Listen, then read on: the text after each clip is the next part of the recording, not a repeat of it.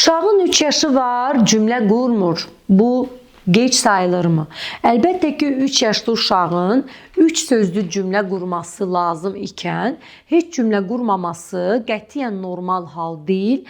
Əksinə, problemli bir haldır və nitq inkişaf ləngiməsi sayılır. Odur ki, çox gecikmədən bu barədə həkimə müraciət etməlisiniz. Ümumiyyətlə, nitqi gecikirsə evladınızın, danışması gərəkən zamanda danışmırsa, heç bir söz demirsə, cümlə qurmursa, birinci növbədə evladınızın normal eşidib eşitməməyini fikir verməməlidir.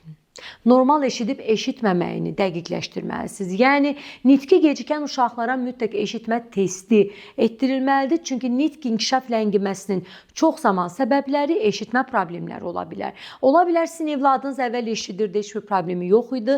Sonradan onda eşitmə problemi yaransın. Hansı uşaqlarda sonradan eşitmə problemi və buna bağlı nitq geriliyi olur? Tez-tez otit olan uşaqların, burnunda allergiyası olan, davamlı burnu tıxalı olan, orta qulağına tez-tez su yığılan uşaqlarda eşitmə problemi sonradan yarana bilir.